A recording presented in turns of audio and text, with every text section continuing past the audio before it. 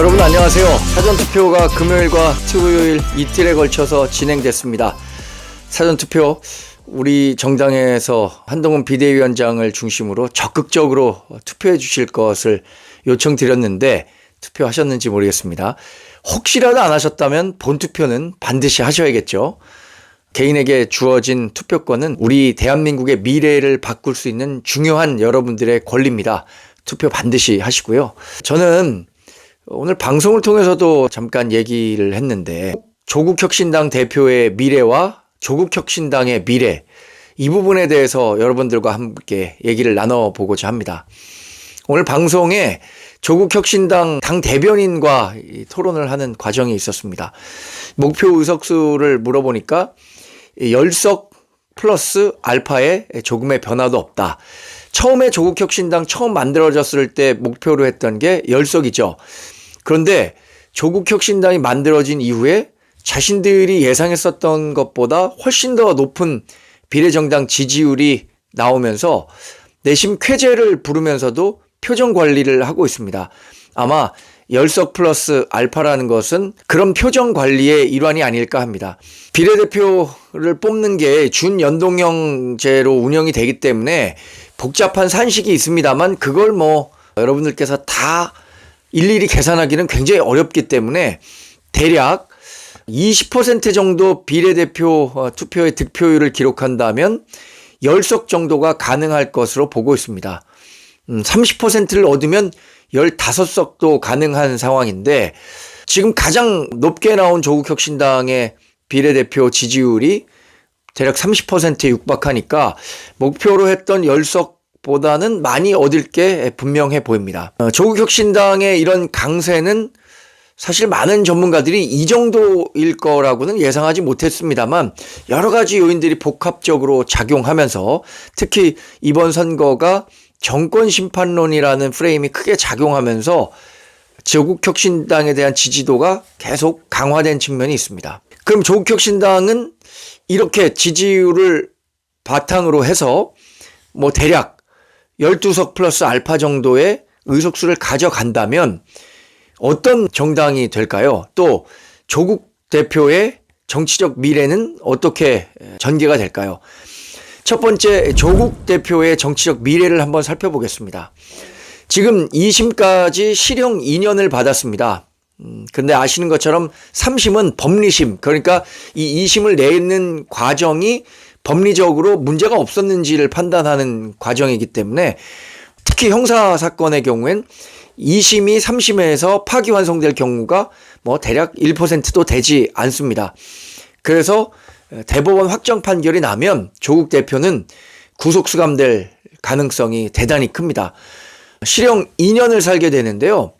그러면 2년을 실형 살고 나와서 다음 대선에 나오면 되는 거 아니냐?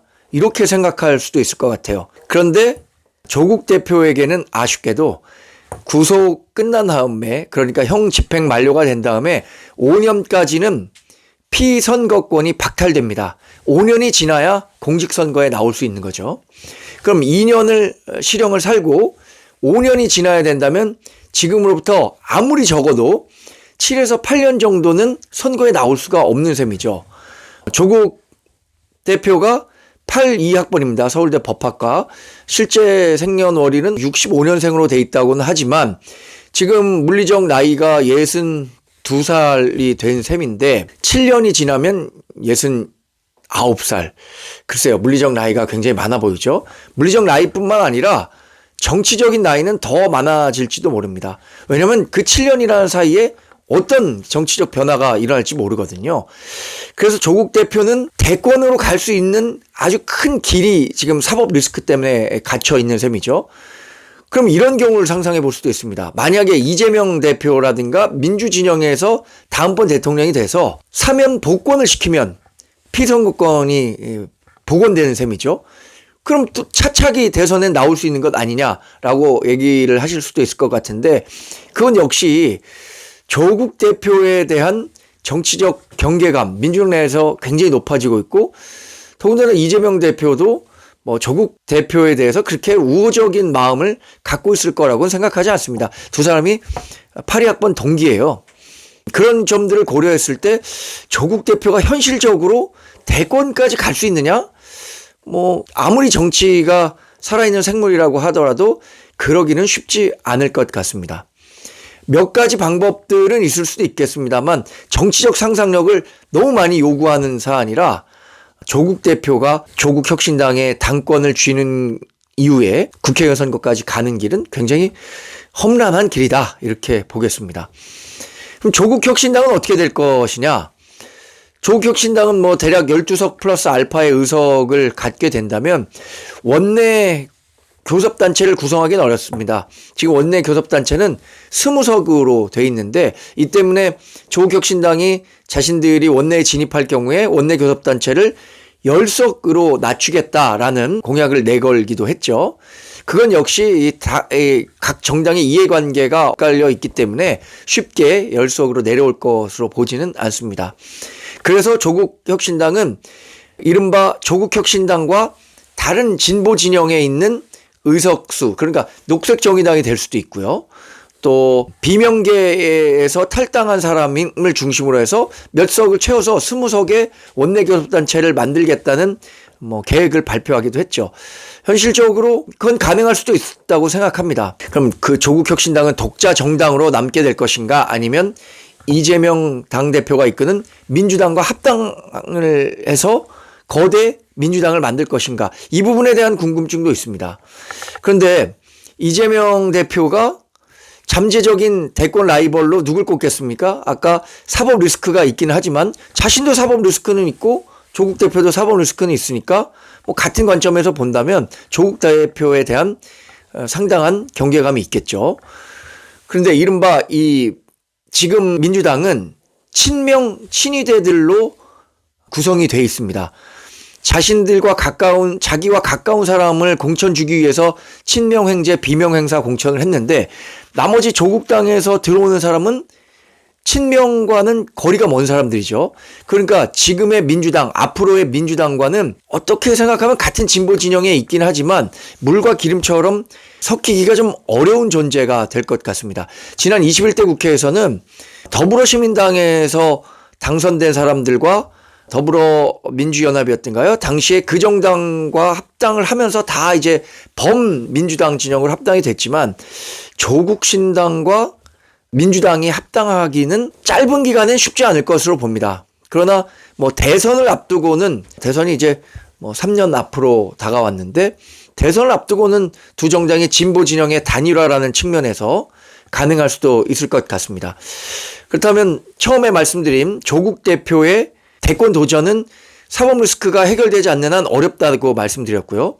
그리고 국회의원도 아마 당선이 된 다음에 글쎄요, 뭐 오랜 기간 국회의원 생활을 할 수 있을 것 같지는 않습니다. 실형 복역을 해야 하기 때문에 교도소로 수감이 되면 국회의원직에서 당연히 물러나야 하기 때문이죠. 근데 그런 거를 알면서도 조국 대표는 자신이 단 하루를 국회의원 하더라도 이번에 국회의원이 되겠다라고 해서 조국혁신당의 비례대표 2번을 받았으니까 이번 선거 결과 뭐 누구나 예상할 수 있는 것처럼 조국 대표는 국회의원 배지를 달아볼 수는 있겠죠. 그러나 그 기간이 굉장히 짧을 것이다. 그리고 대권으로 가는 데는 사법 리스크가 엄연히 존재하기 때문에 어쩌면 이것은 이재명 대표보다 훨씬 더 큰, 훨씬 더 당면한 사법 리스크가 될 것입니다. 조국혁신당의 미래는 단기간에 민주당과의 합당은 민주당도 조국혁신당도 원하지 않을 것이기 때문에 이른바 범야권에서 협력은 하겠지만 이 두 개의 정당이 별도로 진행하는 양상을 보일 것으로 예상합니다. 그런데 조국혁신당 비례대표를 뽑는 과정이 얼마나 검증이 부실했고 또 국민 눈높이에 맞지 않았다는 점은 여러분들도 잘 아실 겁니다.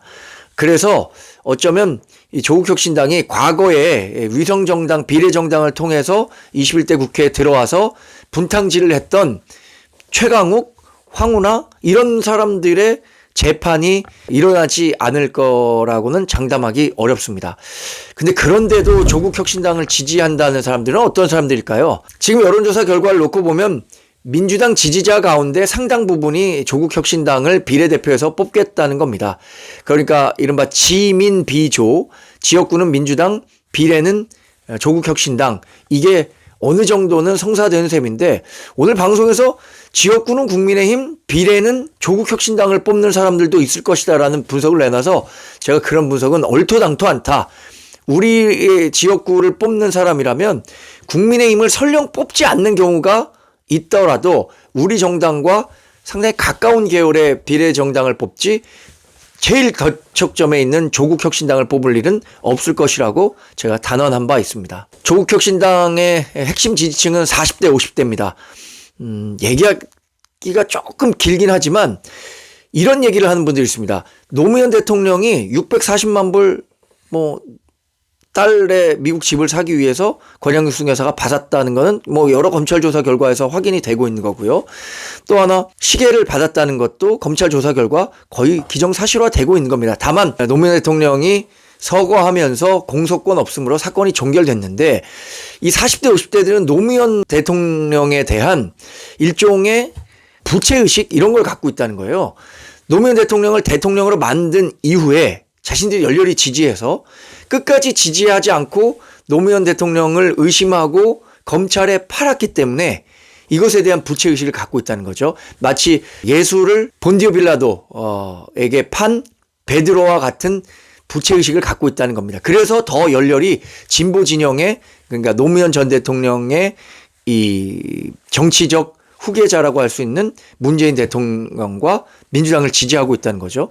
근데 저는 이런 부분은 공감하기가 어려운 것 같아요. 이재명 당대표가 이끄는 민주당은 노무현 전 대통령이 이끌었던 민주당과 그런 시대적 정신과 정치 개혁과 이런 민주당의 진보적 가치를 같이 하고 있는 정당일까요? 저는 완전히 다른 정당이라고 생각하는데 여전히 많은 사람들은 그런 민주당 지지세를 유지하고 있는 거죠. 결국 민주당과 조국혁신당의 미래는 다음번 대선을 앞두고 재편될 가능성이 큽니다. 근데 그 과정에서 조국혁신당을 경계하는 이재명 대표가 얼마나 많이 포용할 것인가에 따라서 조국혁신당이 이번 선거만 치르고 마는 정당이 될 것이냐 아니면 조금 더 선명성이 강한 야당으로 지속될 것인가는 그 변수에 달려있다고 봅니다. 조국혁신당에 대한 지지 역시 조국 대표가 사법적 리스크가 있고 딸의 위조 표창장으로 딸의 진학이나 대학 입학을 도왔다는 건 다 알겠지만 그런데 그런 결함에도 불구하고 조국 대표에 대한 이 법률적 잣대를 왜 상대방에겐 적용하지 않느냐라는 데 대한 불만을 가진 사람들이 조국혁신당을 크게 지지하고 있는 것으로 보입니다. 말씀드린 것처럼 조국혁신당이 앞으로 지속 가능한 수권 정당이 될 것이냐 안 될 것이냐는 기존 민주당과의 관계가 어떻게 설정되느냐일 것인데 독자적인 수권 정당화는 굉장히 어려울 것으로 저는 판단하고 있습니다.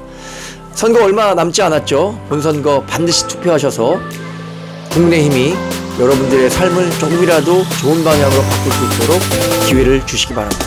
고맙습니다.